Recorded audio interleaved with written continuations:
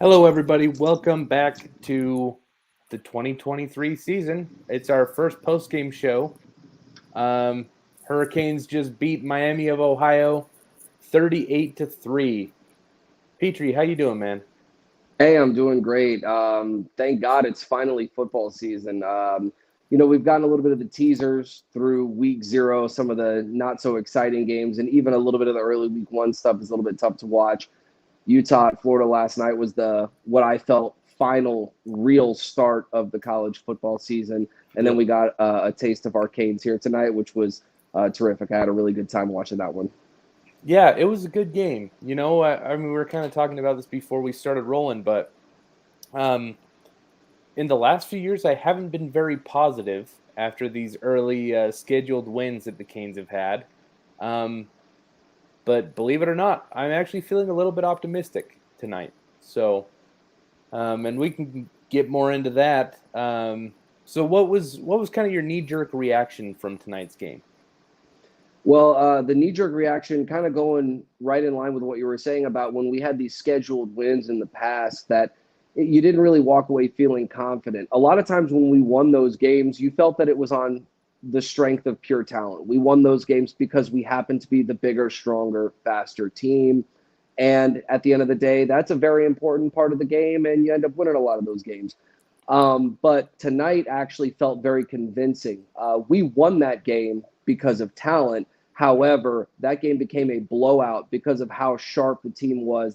It seemed like they came out prepared. It seemed like they had a genuine plan and stayed focused on that plan. And that's the way that natural talent turns a win, and then preparation makes it a blowout. Yeah, I agree. I couldn't agree more with what you're saying here. I didn't really know what to expect from Shannon Dawson and Lance Guidry.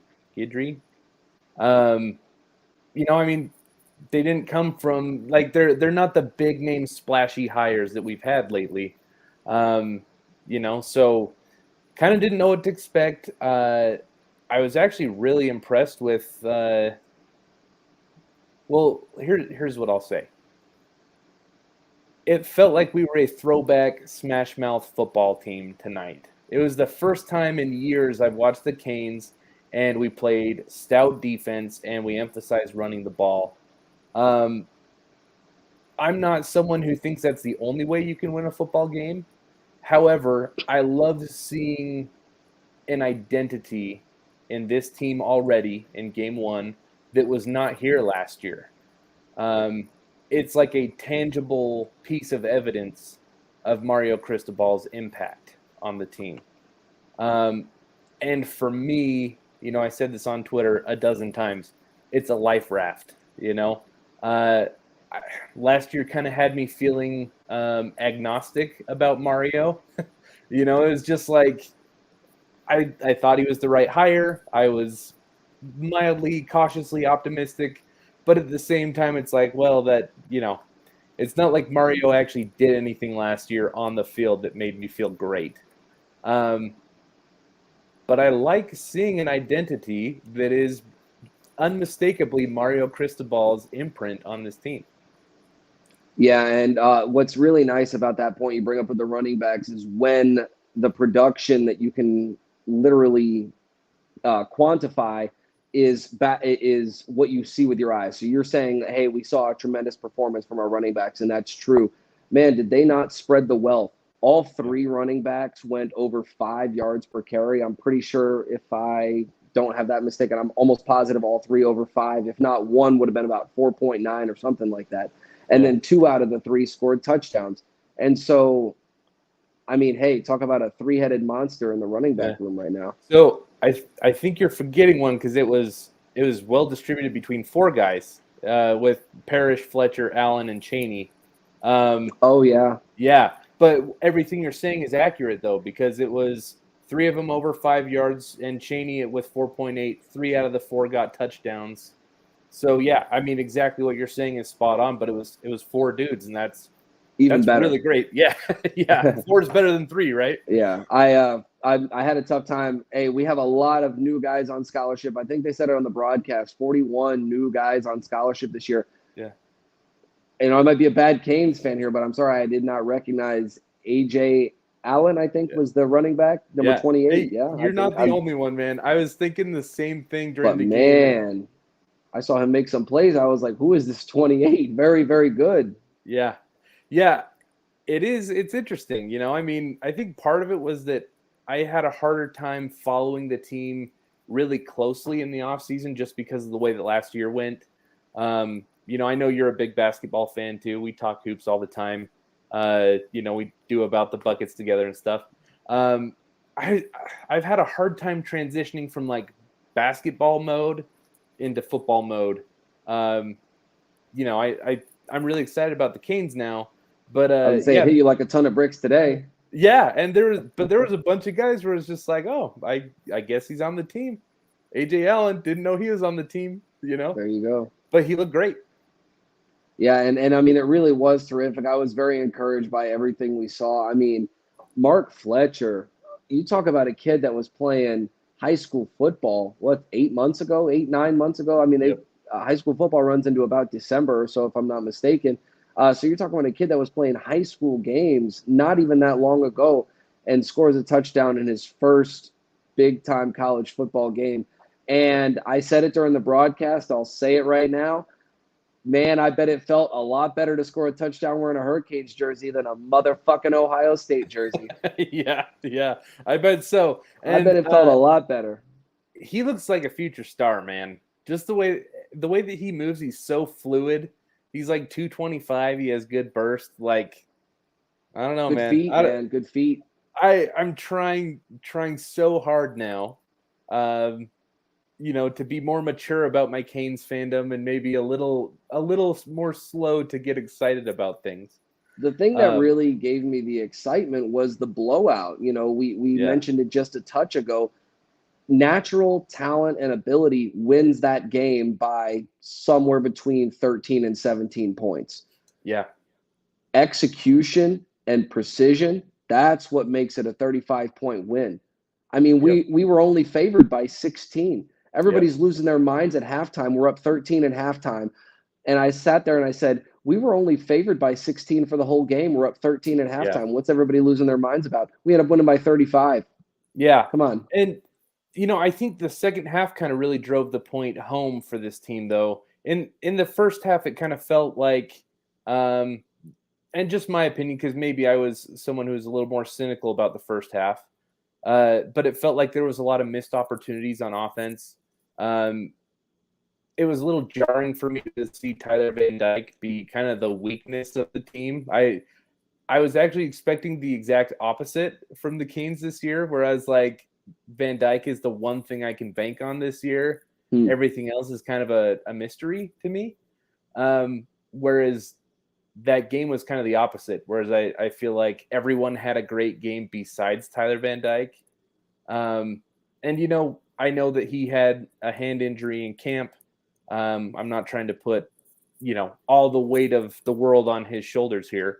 But that I was certainly wouldn't want to blame the starting quarterback for a 35-point win. That would be right, that right. would be just something. But there was some stuff where it's just like missed that throw, bad throw on the interception. We didn't really go vertical. Yeah. It's not like there was a highlight reel of passes thrown. Um, if you Yeah, get what I'm saying. but I'm going to go back to and say, like, as a fan, I'm actually liking that from that standpoint. We were only favored by 16. We end up winning Yeah, by 35. And didn't you kind of feel like it was boring? You know what I mean? A yeah, little bit. Didn't you yeah, feel it was a little, wow, we had a boring 35-point yeah, win? Kind of sounds like the old school Canes, if you ask me. yeah, Oh, hey, we won by 35, and that was kind of boring. I mean, hey, we just smoked them off the field. yeah. I'm excited. I do have to say the thing that's most exciting for me is, and I talked about it a little bit ago, is just the identity. Um, I'm friends with Better Duck. I know everyone knows who Better Duck is. He always says, if you can't run the ball, if you can't stop the run, you're a trash football team. And I don't 100% agree with that, but I think there's a lot of merit to that idea. I think that's the fundamentals of football, right? Is you run the ball and you stop the run. Hmm. And man, the Canes looked great doing that tonight on both sides of the ball. They ran the ball incredibly well. They stopped the run well, and just the defense overall was incredible. I mean, holding a team to 3 points convincingly. It's not like Miami of Ohio was beating themselves. They were getting dominated by us in the trenches. They were getting dominated, the pass rush, the coverage. To me, it did not seem like Miami, Ohio was incompetent. It seemed like they were completely overwhelmed by our defense. And I will say, for what it's worth, their only field goal was quite a long one for a college kicker and in the rain. So props to him for a tremendous kick. But you line that one up 10 times, I'm not sure how many of them he really makes. So props to him for that tremendous kick in the middle of the game. But otherwise, we might be looking at 35-0 if he misses a kick that very, very many college kickers do tend to miss. Yep. So, hey, credit to him for the kick, though, I will say. Yeah. Let's talk about the O-line a little bit. That was one position group that really stuck out to me. I know you have some thoughts, too. I just want to touch on some of the new faces. Matt Lee, Javion Cohen, if I said that right, and Mauigoa. Maui Noah. Maui Noah. It's pronounced with like an N. I was surprised to see that on the pronunciation chart. I've been saying Mauigoa myself all off season, obviously incorrectly now. Yeah.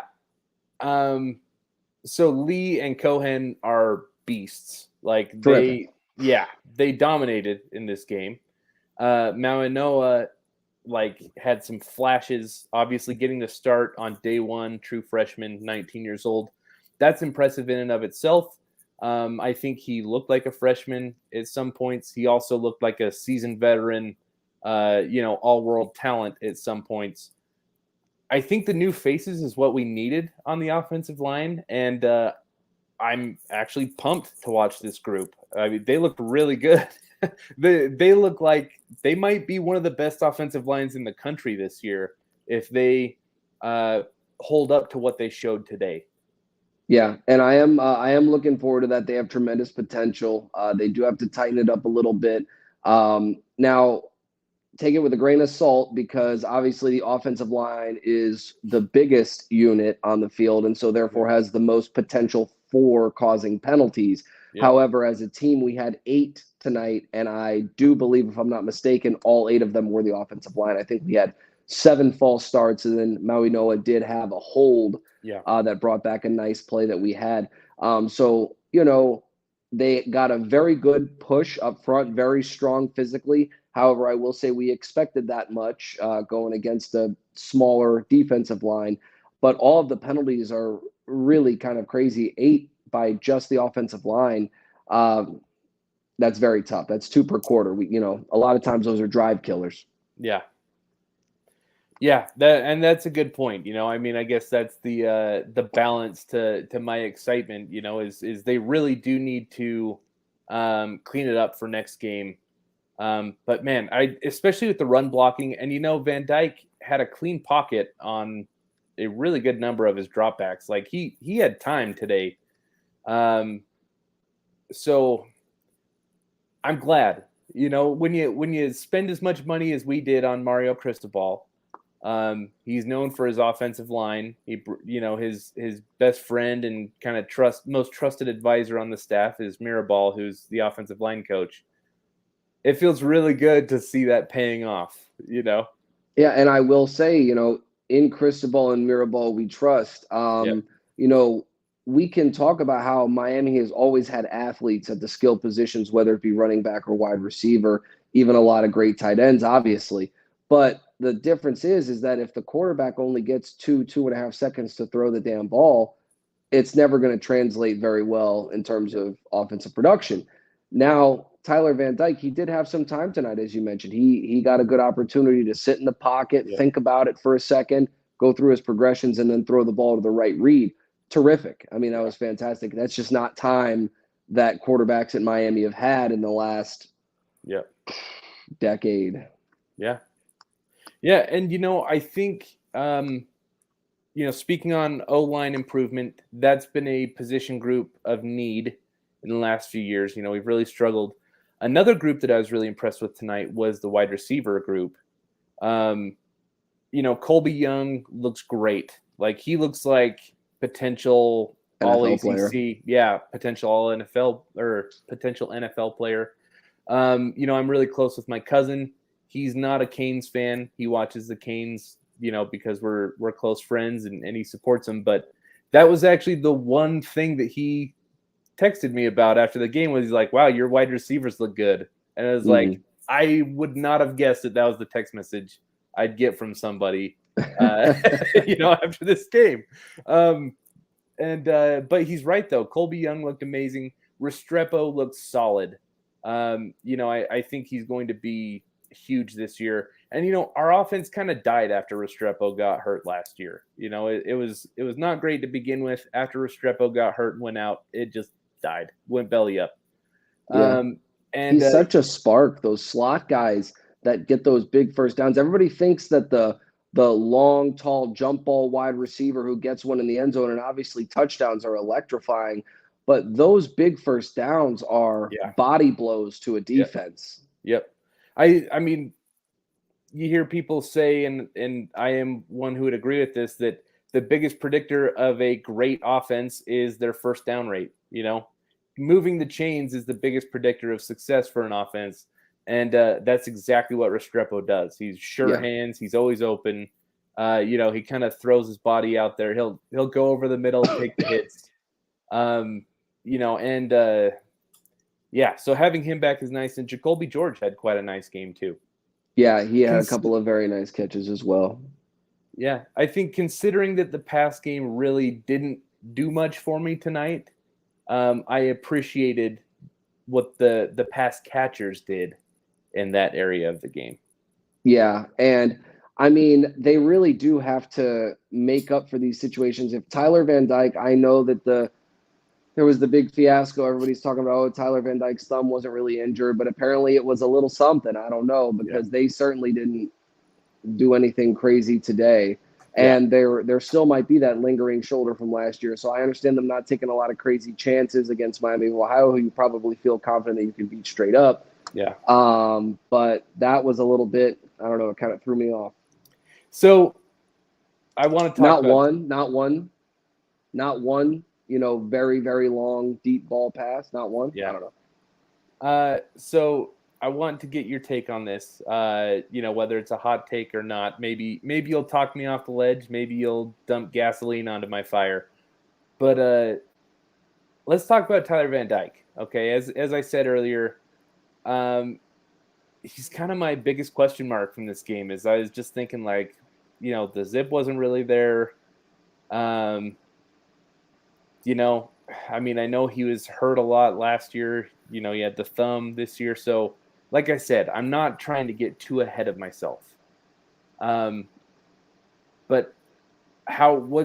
what's your temperature on Tyler Van Dyke right now? Well, to be quite, Louisville's about to take the game back over. I have that one on the background. They were up 29-8, and they just had a very, very long touchdown, so they're about to be ahead quite a bit. Okay. As far as Tyler Van Dyke, I mean, I think his pro comparison since day one has pretty much been like Ben Roethlisberger-ish. Yeah. Very, tall, strong in the pocket. Not a cannon for an arm, but he can get it down the field. The thing about being a Ben Roethlisberger type is if you're not going to be one of these freak athletes who can get out of the pocket, scramble, whatever the case may be, and then just sling one on a frozen rope 50-something yards down the field, he's not that guy. You have to be incredibly, incredibly sharp between the ears. You have to know exactly what all the reads are. You have to know what the defense is doing based on just how they're set up. So, he's still a college quarterback, so maybe I might be expecting too much. But again, when you have a situation where he's not the most athletic kind of guy and he doesn't have the biggest arm in the world, your big advantage is that you just simply have to be smarter than the defense. You have to. Yeah. So I'm going to share with you an anecdote from my television watching experience tonight.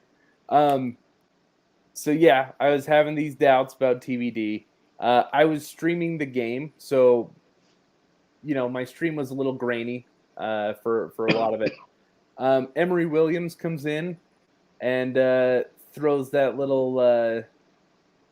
Oh, he had a lacy one. Oh, he had a nice little one. I know exactly So- which one you're talking about. So I will tell you, my stream was a little grainy. Couldn't see the ball when he threw it. He threw it. It was a blur. I heard it crack against the shoulder pads. First down, and I was like, "Oh man, like there might be a QB competition." I'm just saying, just watch for it. Like, I would not be shocked if this QB position isn't resolved. Just saying. Yeah, I mean, I don't want to be one of these people that's like thinking I'm smarter than the coaches, but they do tend to kind of give it to the older guys, and that's totally valid. Tyler has been at Miami. This is his third year, and he's older. He's stronger than Williams. Williams was playing high school ball a year ago, so I get he's not going to be the starter. But, hey, if Van Dyke starts throwing a pick or two, and then Cristobal makes a little switch, and then Emory goes on a nice little 5-for-7 kind of drive ending in a touchdown, Canes fans are going to be talking about that. Yeah. One of my flaws as a sports fan is that I'm a vibes guy. I like body language, I like momentum, I like vibes, I like just all the intangibles of the sport watching experience, right? And I can just tell you, the vibes that I was getting tonight is kind of like, it wouldn't surprise me if at some point during this season the coaches are just looking for a little bit more spark in the passing game and they start experimenting. I don't think Van Dyke is going to be bad this year.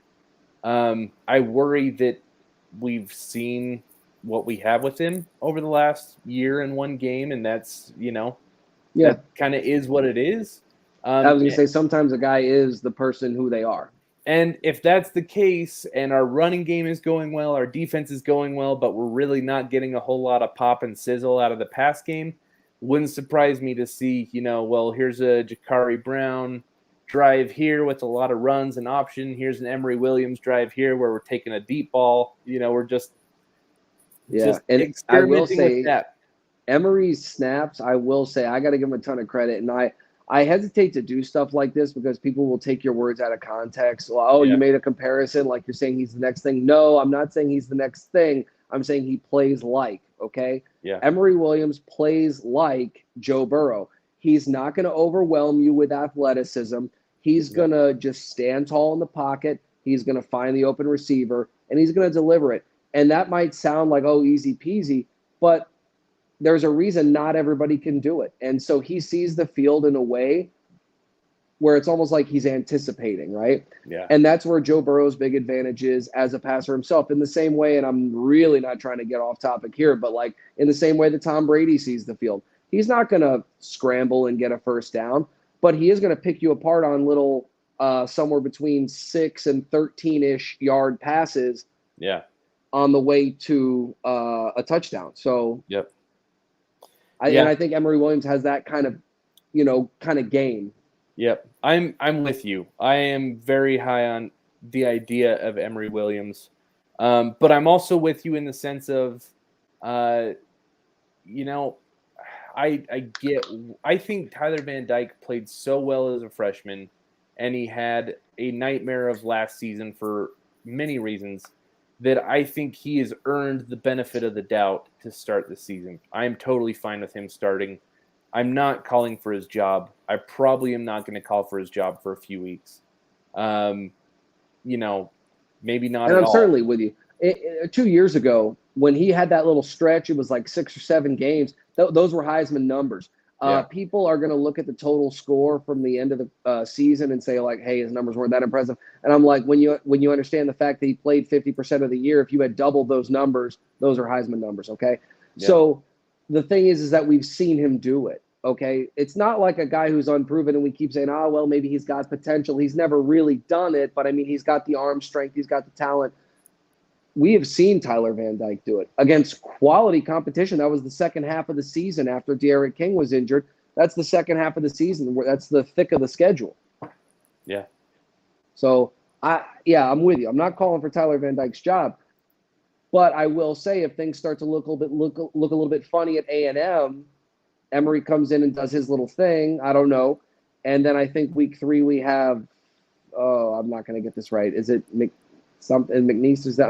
Do I have that wrong? I have that mixed up with somebody else. We have another kind of one of those tune-uppy kind of games. And so if Emory Williams ends up playing that and lighting the world on fire, I shouldn't say that. If he plays a nice, clean game and we end up winning convincingly, who's to say Emory Williams won't be the guy come week 4 or 5? I don't know. Yep. And so I do want to talk. I guess we haven't talked enough about the defense. So what were your thoughts on the defensive side of the ball? We've kind of given an overview, but were there any more nuanced details that stuck out to you? Just only a couple. James Williams, it looks like he's really rounded out his tackling, come back to the fundamentals, making very well-formed, technically correct form tackles. It looks like he's playing within his own frame and making the right tackles instead of trying to blast every guy away into the next atmosphere. Yeah. As far as the defense, Kinchins, man, I have to shout him out. I know he's an All-American, so I'm not going to get a Nobel Prize for this one. But the kid is around the ball all the time. Yeah. And my thing that I've been saying this about Kinchins since last year before he got the All-American selection, but I'll continue to say it today. When you get lucky all the time, it's not luck. Yeah. He is in the right place at the right time, close to 100% of the time. And hey, right place, right time, maybe a little bit. When you're lucky all the time, it's not luck. Kinchins has a nose for the ball. He is always there on a play. Yeah. And I think Maui Noah, the linebacker, the linebacker, he has that same kind of it factor. Yeah. He has a way of reading it and seeing where they're going, and then he ends up where the ball is. No matter whatever the end result of the play is, when they pick up that football, Maui Noah and Kinchins are right there. They're right there. Yeah. So I was going to talk about linebacker play in general, headlined by Maui Noah's performance. But, we did these shows together last year, and what type of bizarro world are we in where I'm here heaping praise onto the offensive line and the wide receivers and the linebacking group, which is just polar opposite from last year. I think I'm kind of talking myself into this as we're doing this show, where I'm just getting more and more excited about this game from a analysis of Mario Cristobal, if that makes sense. I'm just really, really pleased that I have hope for position groups that were bad last year. And not just last year, position groups that have been bad for 5 straight years. The fact that he can, come in and have 1 year, one full off season to kind of turn over the roster. And, a true cycle. Yeah. Yeah, and get some transfers in here that kind of fit the style that he wants. He found some coordinators that fit a little better.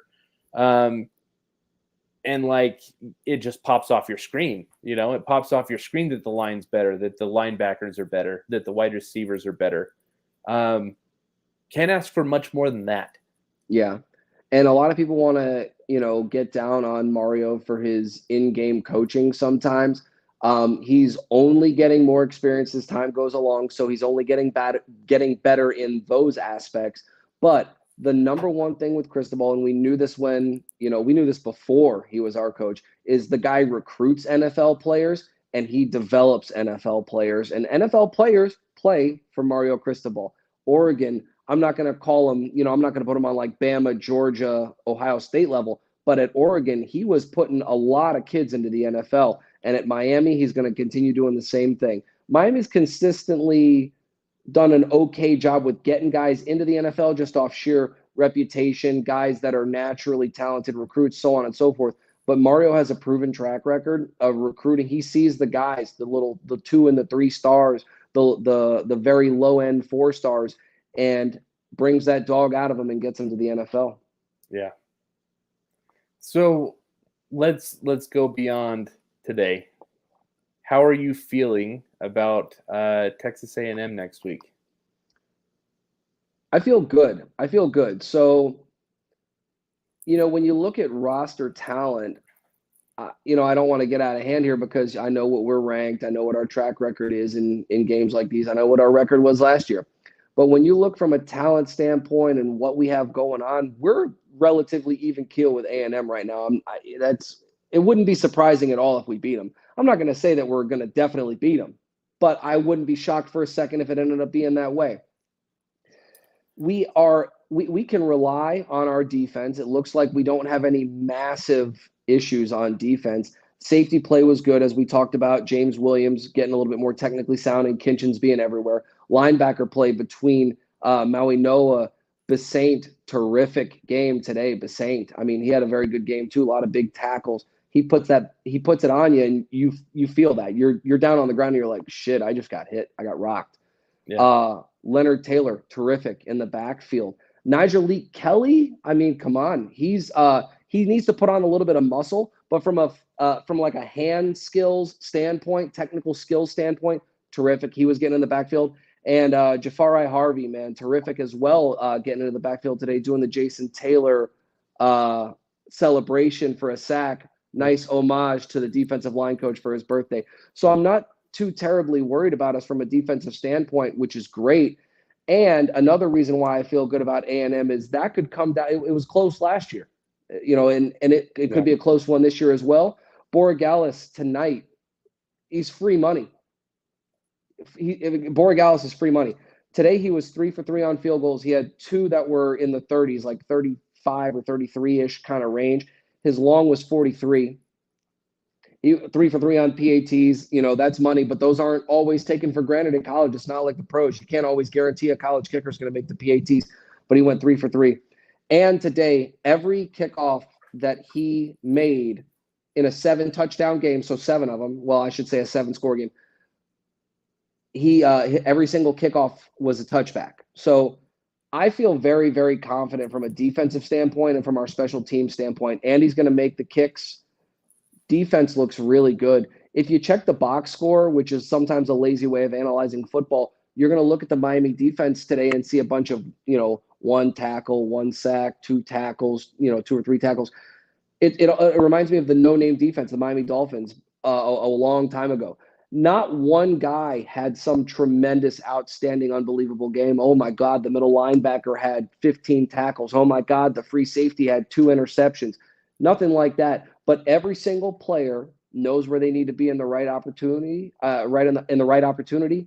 They're there, and it results in stops. So I feel confident about it. I'm not going to lock up a win, but I certainly wouldn't be surprised if we end up winning. Yeah. Okay. Well, so AB just texted me. So he was at the game, and he wants to jump in with us. So AB, what's up, man? What's going on, guys? Hey, nice shirt, by the way. I like it. Looking good, right? Yeah. So what's the eye test, man? You were at the game, you watched it in person. Give us the lowdown.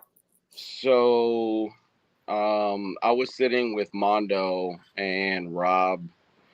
Rob was absolutely losing his shit on TBD not being able to connect on some of these passes. And more importantly, on any long pass and the ill-advised long throw that got intercepted. But I feel like the overall consensus was, I feel like this was literally the quietest, most dominant performance I've seen in a long time. Yeah. Like, if I know it's Miami of Ohio, but if we could put together performances like these, I'd feel a lot better with where we're going with the season coming up. So, outside of the miscues with the passes and, TVD not getting a chance to connect long, call it what you will, but they called what 7 or 8 different offensive plays the entire game, and they absolutely dominated the game. Yeah. Against a obviously inferior but not completely incompetent defense. Yeah. Oh. In Miami of Ohio. So. Yeah. Well, so me and Petrie kind of talked about this earlier, but we compared this game to some of the early scheduled wins that we've had in years past, like UAB in 2020, Southern Miss Central last Michigan. year, yeah, Central Michigan. This game felt a little different to me because it was a much more fundamental game. It was. And Miami, Ohio, during the entire game did not have a chance. Zero. Yeah. It was smash mouth football, it's nice. It's the first time we've looked like a smash mouth football team since, dare I say it, the Al Golden years, when we had a great offensive line and great running backs. Right. I'm excited. I'm genuinely excited to watch this team this year. Yeah. No, and I'm definitely excited about it as well. It feels good that AB is echoing the sentiments that we kind of talked about, being at the game and seeing it. At no point did Miami of Ohio stand a chance. The only points came off that field goal, which was a very long kick that a lot of college kickers would have most likely missed. Tremendous credit to him again for making a terrific kick. But that's one that a lot of times college kickers do miss. So that's the difference between 35-3 versus 35-0. Let's not feel nothing about this win, because this is the kind of an opponent that if you watched Alabama beat Miami of Ohio 35-0, you would sit there and you would go, well, yeah, that's what Bama does. Yeah. Agreed. Exactly. And you got to remember, too, that there was probably some penalties in there that shot us in the foot, right? I mean, we had 8 AB, all the offensive line. Yeah, and those are chances where you could potentially score or extend a drive and potentially score. So, yeah, TBD probably didn't have his chances, as many chances to score this game, just because it was so methodical that he would in some of the other games. But It was definitely encouraging to see just how, it was literally play by play. They almost felt like they had an idea of exactly what they wanted to do, and they did it, and it happened. You know what I mean? Yeah. So another question, eye test question for you, AB. I'm always curious because, with the TV broadcast, we're kind of limited by what the cameras will focus on. Sure. But being there in person, what players on either side of the ball jumped off the screen, the proverbial screen, to you while you were there in person? So it's tough because I feel like there wasn't so many wow plays, right? But obviously Colby Young, that first play, or that that huge pass play to break that off for a touchdown was a big one. Cam Kitchens was another one that was showing out, that was either in the backfield all the time or finishing tackles along the sideline. He had that big hit later on in the game where he just did not allow that wide receiver to get the first down. Those two really stand out. Outside of that, I feel like the guys just played a good game. You know what I mean? I feel like they had a plan going into that game. They did what they wanted to do, and they executed, and that's how it finished. You know what I mean? You obviously had every so often you had a Mark Fletcher breaking off that touchdown where he juked that guy towards the end and just finished that run. Those plays obviously stand out, but as far as guys dominating the game, you didn't see a lot of that, right? But it's not a knock on these guys. It's just, they did what they had to do and they finished the plays. Yeah.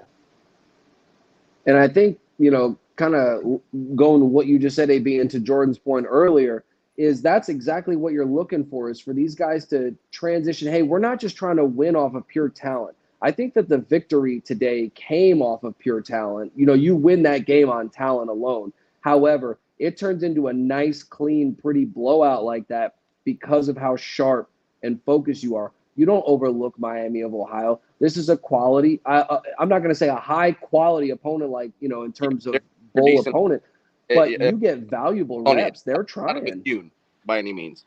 Exactly, and they're trying just as hard to make it to the highest level of college football and even in the next level as far as the NFL. they're trying just as hard as Miami is now, regardless of the talent discrepancy.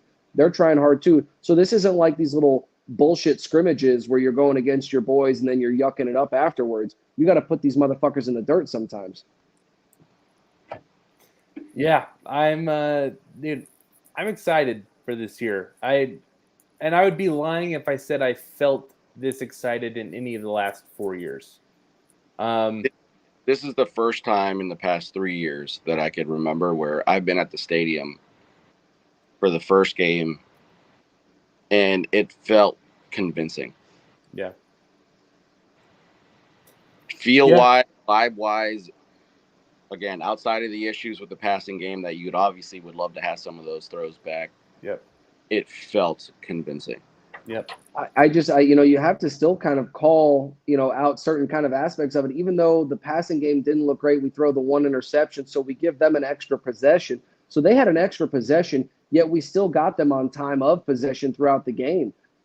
So not a lot of times does that happen where you beat a team pretty convincing in TOP while losing the turnover battle. So, you don't want to spin it and say like, oh, the interception was no big deal, because against a higher end opponent, obviously that turnover might come to bite you in the ass. But at least they didn't let it get them down. Hey, the turnover doesn't ruin all the momentum. Let's go out there. Let's get another 3 and out, right? And let's take the ball back and let's score another touchdown. Yep. Hey, so Mike, welcome on, man. So Mike, I brought him in. So Mike is part of the team now at About the Fans. I don't know if everyone knows this, but he's part of ownership. So Mike, how are you feeling after tonight? Bro, that was a complete game, man. That was a complete game from our squad. I was impressed. Running back core looks legit. I'm excited about the running game. And, the other thing is, Miami of Ohio, man, defensively, like, they were like top 10 in the country last year in major categories. And we dissected that defense the entire game, so it should have been a shutout. Like Prop was saying earlier when I was listening, it should have been a shutout, man, if you didn't kick that long-ass field goal. Yeah. So I'm feeling good. Texas A&M is going to be the benchmark game. And then, of course, we can be undefeated going into Chapel Hill. Yeah. So it's going to make things interesting for sure. I was telling AB that after the game. I was like, I kind of wasn't expecting that type of offensive performance, man. That was well balanced. I don't think we've had a balanced output like that in quite some time, unless it was like Bethune or something like that. So yeah, I was happy, man. I mean, most of the game, I don't think there was a point in time where I had anything negative to say other than the dumb penalties we had. Yeah. Yeah, I was going to say that's only one of 2 things I could nitpick is we did get 8 team penalties, which that doesn't sound like a whole lot. 8 penalties as a team doesn't sound like a whole lot. But when you realize that all 8 of them were on the offensive line, that's just really, really tough. We cannot have 2 penalties per quarter from the offensive line. That is just tragic. We didn't do so well on 3rd down. I'm going to chalk that up to week 1. Maybe you're playing a little bit loose, trying to see what works and figuring out what doesn't work. So 3rd down efficiency, I'll throw that one out. But 8 penalties from the offensive line alone, that's the one thing that I could really nitpick from this game. Everything else, complete game, as you mentioned, Mike. Yeah. Yeah, I was thoroughly impressed, man. And TBD was efficient. I mean, for TBD to be 17 for 22, I mean, I was like, hey, I'll take that any day after the onslaught of disappointment we had last season from him. So I don't think we're prepared to not have TBD as our starting QB just yet. We don't want to throw anybody in there too early right now. And I'm not I don't know if I should be saying this game 1, but I'm not the biggest Brown fan. After seeing him in Clemson last year, I was just like, unless we're trying to run the ball every time, I don't know what type of chance we have getting a first down throwing with him. Yeah. Oh, man. Jordan and I were kind of going the other direction a little bit earlier. Emory looked real sharp. Emory looked solid, bro. And that's with Miami of Ohio. You know, they're still trying. You know, they're not trying to get absolutely embarrassed out there. So they're still trying. So he's throwing against, you know, real deal college football players as a true freshman who was just playing high school ball not even 12 months ago. And Emory looked very sharp. Jakari has a different kind of skill set, different kinds of physical attributes. So I know what you're saying about Clemson. Obviously, different kind of opponent than Miami of Ohio. But, Right. man, I don't know if TVD comes out against A&M and throws a pick or two early, and then Emory Williams comes in and I'm not going to say lights the world on fire, but if he comes in and plays a nice, clean game, doesn't turn the ball over, a couple touchdown drives, whether he throws them or not, but if it results in a touchdown, then you're looking at week 3 like, hey, do we need to get Emory some snaps? Yeah. I was telling Petrie earlier, you know, I was streaming the game, and that little like button hook or out route that he had right when he came in, my stream was a little grainy, but I couldn't even see the ball moving, or like I couldn't see the ball because of how fast it was going. I just heard it crack against the chest plate of the receiver, and I was thinking like, oh man, that's some velocity that we haven't seen in a few years. Yeah. I think you know, I think TVD is going to be solid, man, because the way we're running the ball, if we continue running the ball that way, man, I mean, it just opens up more possibilities for him. We didn't run too many plays tonight, so it wasn't like we showed too much of our playbook for next week, because Jimbo's going to be prepared for sure. I don't think it's going to be a game like last year. We should have won last year's game versus Texas A&M. But with that being said, I'm with you on that prop. You know, if we have to sub him out because he's doing poor, then you know, I saw a lot tonight. You know, to be, well, you know, there might be a chance there, but I'm gonna sit on TBD for right now, man, because he went through his BS last season. Yeah, and you know, you got to trust somebody that gave us, you know, a Heisman show for half of a season, for sure. And I think he's the smartest quarterback in the room too for this team with the youth that we have as well too, and the line that he has in front of him, bro, is nasty. Yeah. There were times where I saw Tyler Van Dyke tonight, like, you know, drop back in the pocket and he gets that little quarterback bounce, that little, you know, like 1-2, you know, and I was like, I don't think I've seen Tyler Van Dyke do that in not practice. he had time to survey the field and also think about where he was going after the game tonight. Jesus. Yeah. He had plenty of time to make those reads. And to your point, Mike, my concern with Van Dyke is not poor play. It might be a lack of dynamic play is my main thing that I'm going to watch for TBD this year. You know, very impressed with pretty much all other facets of our game tonight.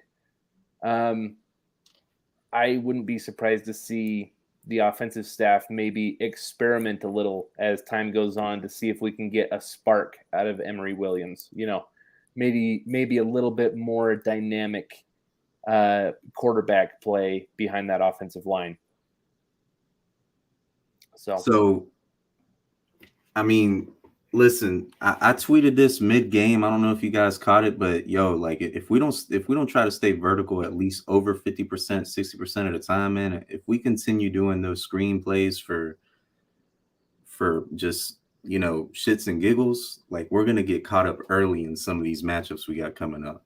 You know, maybe not so much between the first 4 weeks, you know, Texas A&M for sure, but the other two, I mean, maybe not so much. But UNC at Chapel Hill, bro, like their defense is too fast to be, you know, throwing, you know, horizontally like that, man. We got to play vertical.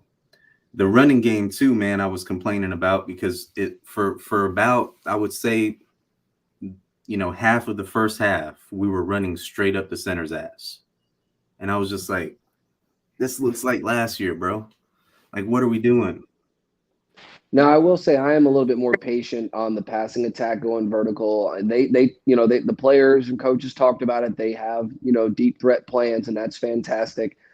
I'm really not putting a whole lot into it. I think you touched on it a minute ago. AB said it a little while ago too. We only ran about 10 different play variations today and ended up winning by 35. So if we're only running really 10 different play variations and winning by, 35 points, you're going to accept that. And so hopefully we'll open up the book a little bit more against A&M, get a little bit more creative, go downfield. I shouldn't say creative, I should say aggressive would be the better word.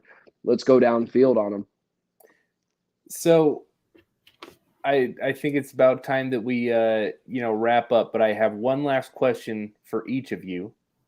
I'm going to kind of force you guys into a hot take here. So here's the scenario, okay? You have to pick one.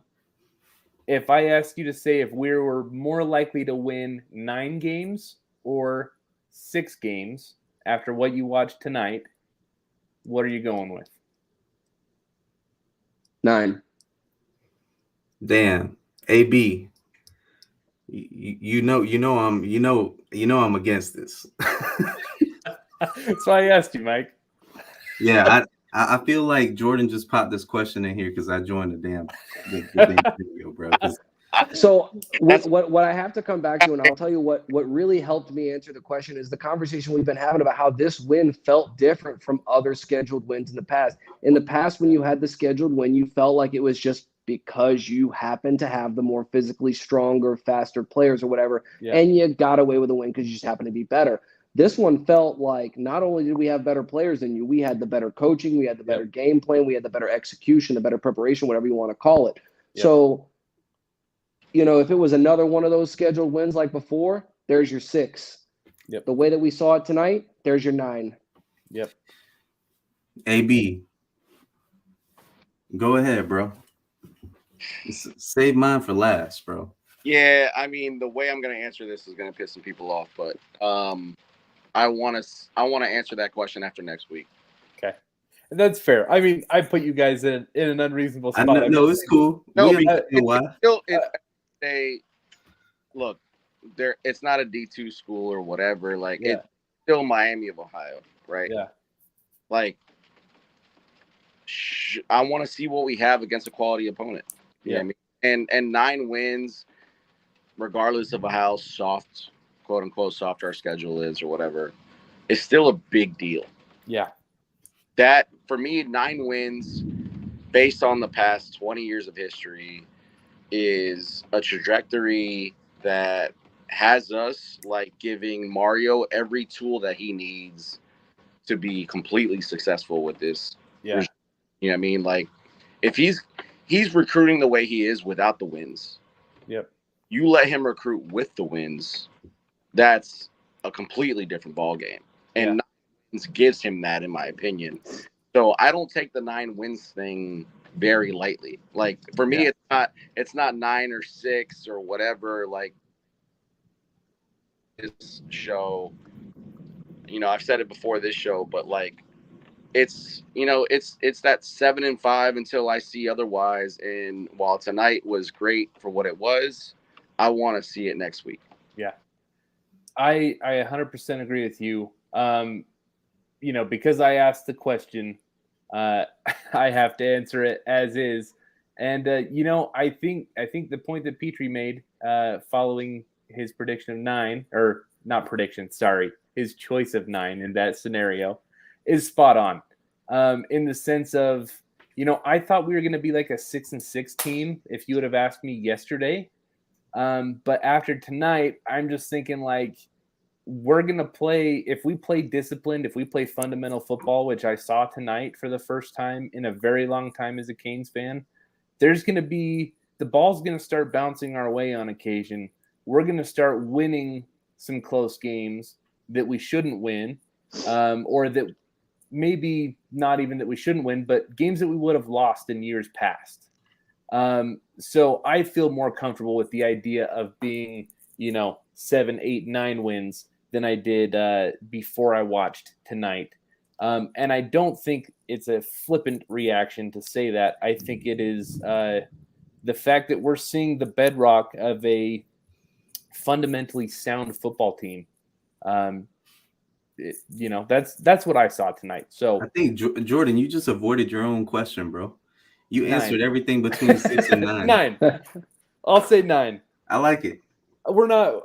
I'll tell you this much. I'd be surprised if after what I saw tonight, if we play like that all year and only win 6 games, I'd find it hard to believe. Yeah, so I'll start off by saying that if Mario doesn't finish over 500, I mean it's a complete failure on that recruiting class. I don't care if they're young or not. You can't be 6-6 this year. You got to build on something. We've put coaches on the hot seat for back-to-back average seasons. Why not put him on the hot seat if he finishes under 500 and then 6-6 the following season? It could happen quick. I don't care who you are. So no, I can see us. I don't think we win 9 games. But we get close. But 6-6, we have to beat that. So I would definitely say that the goal, and I think we're trending from what I saw tonight to building momentum, kind of like Mark Richt's season when we lost to Pittsburgh at the end of the season. If we have some balls bounce our way, some tight end catches like we had at FSU that one night on 4th and 20, whatever. And some of these marquee games we got, man, because we got some tough ones coming up that we're sleeping on right now because we're all, game one. If we have some balls bounce our way, man, and we have some luck in some of these games that on paper look like the other team should beat us, we can finish with 9 wins. Yeah. But all right, Mike. So I can put you down for 10-2, right? Write it down. Write it down. We're gonna reference this. Hey, all I heard was like the Richt season, and I was going after that. I mean, that's facts though. And I talked to AB right after the game. He called me and I told him, I said, and I told you this a couple of days ago too, Adrian. I was like, man, I just feel like this season could be that special season that we had under Mark Richt. We were not expecting that type of season, man. Yeah. But I would say maybe 3 or 4 of those games, we got super lucky at the end. We needed some big 4th down conversions, some big turnovers, some crazy comebacks. So those type of things going to have to happen this year. I don't think we're going to manhandle anybody. Yeah. But at the same time, though, man, you never know. Yeah. This team right here could go all the way and be in the ACC championship, and we can just doubt them the whole way because a lot of dominoes can fall in the ACC this year. Now I'll give all 3 of you credit for avoiding really. I don't know. Jordan said 9, actually. I'll give you 2 credit for avoiding the answer, but I will say it's a very good question, Jordan, because 9 is a very long way from 6. It is. If you would have said, 7 or 8, that's only one game off. Maybe that's not enough. 7-9 or maybe 8-6. They might have had a little bit of an easier time with that one, but 6-9 is a big, big difference. Yeah, it was calculated. I think that's 50% versus 75%. That's the difference between Mario on the hot seat and we're back. No corner. That's not front. Say what? He had every intent of backing us into a corner on that. It was for my own amusement, guys. I'm gonna be honest. and the people that have known me for a long time know I never predict scores. I don't predict games on live. I mean, I'll tell you guys in conversation how I feel about it, but I'll never put it out in public and look like no damn fool. Yeah, I did that for years. Well, we got you for 10-2 already, so that's in writing, man. I think Petrie's over there. He carved. I heard. No, I'm sorry. Did you guys heard him say A&M 56-0? Right? You heard him say that? Yes. All right, hold on. He said TBD 5 touchdowns. But just kidding. So I'll say this and to end my portion of it for tonight, man. By the way, I'm glad that we all got together, man. For the show. That's pretty tight. First game of the year. I can't believe we're all on here, Adrian. I'll say this, man. We beat Texas A&M. We go into Chapel Hill undefeated. I'm super excited because I'll be at that game. You beat UNC. you're almost expected to win 9 games at that point. Expected? No, it's almost you're almost guaranteeing at that point. No, you're guaranteeing the expectation. Let's be real, Yeah. because 6-0. you're guaranteeing the expectation around the program should be okay.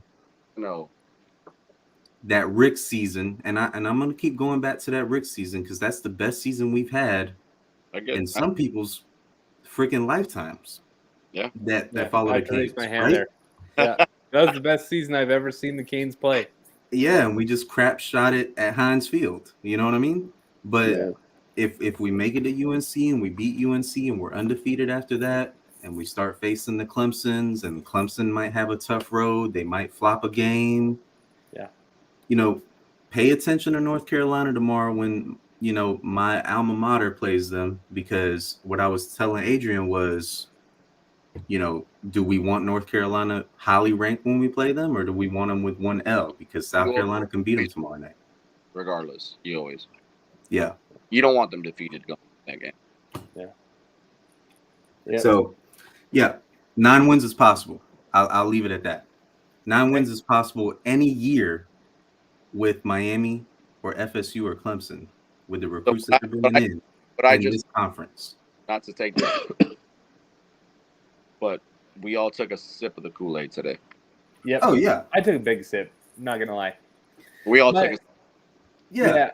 I would say, I was thinking about this while we've been talking, and this is probably my last piece for the evening, is that Mario he's a proven commodity as a high-level Power 5 football coach, right? He has 2 Power 5 championships. He has recruiting chops that are elite.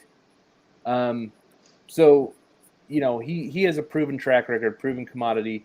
The fact that we could see a tangible imprint on this roster, on this performance tonight that is unmistakably Mario Cristobal, has me believing. It has me drinking some Kool-Aid, because, I mean, we talked plenty in the offseason, and I used this phrase earlier with Petrie, I was agnostic about Mario before today. You know, it was just like, cool, I'm glad he's here. I believe in him. However, it's done nothing for us so far. So, it was only 1 year, though. For sure. Yeah. That's like, I was not looking for a new coach. I was not lamenting the fact that we hired Mario over Lane Kiffin or, you know, anyone else. It was just like, yeah, I guess maybe one day that could be a good thing for us. And now today, seeing tangible evidence that Mario, you know, is in control of the program has me. It's a baby step in the right direction, but it is a big baby step. Yeah, for people that have been in Miami and have known the Canes culture for a while, Jordan, I'll say that we knew Mario was going to have all the keys the day he got hired. He has keys that some of the other coaches all the way back to Randy Shannon didn't even have, bro. Yeah. So if there is a coach that can get it done at Miami fast, yep, he's going to be the one in the past 25 years that gets it done. Yep. So Petrie, do you have any closing thoughts for us before we wrap up for the night? Just to say, you know, it seems like you guys, you know, sipping a little bit of the Kool-Aid, you know, taking a little taste of the Kool-Aid. I totally understand. I'm just going to go ahead and stir the Kool-Aid a little bit, throw a little bit more sugar in there and stir the Kool-Aid, okay? We were only favored in that game by 16 points. Thanks, bro. We were only favored in that game by 16 points. We were up 13 at halftime, okay? We were only favored 16 whole game. We're up 13 at halftime. Tyler Van Dyke throws an interception. The offensive line averages 2 penalties per quarter. Our third down efficiency was only 3 for 7, 43%. Not great against a not-so-good team, okay? And we still won that motherfucking game by 35 points. Come on, man. Like, you got to feel good about that one.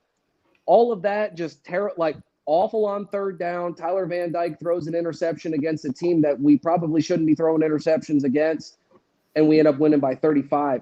When the professional Las Vegas gamblers who get paid to do this shit get it wrong by almost 20 points. Double up. Yeah. Hell yeah. Come on now. Yeah. Come on now. I'm with it. I wasn't expecting that. Right before the game, I tweeted that this isn't going to be a game we come in and run them over. We lost the turnover battle, and we still got time of possession by almost 6 minutes. We got time of possession by almost 6 minutes, despite losing the turnover battle.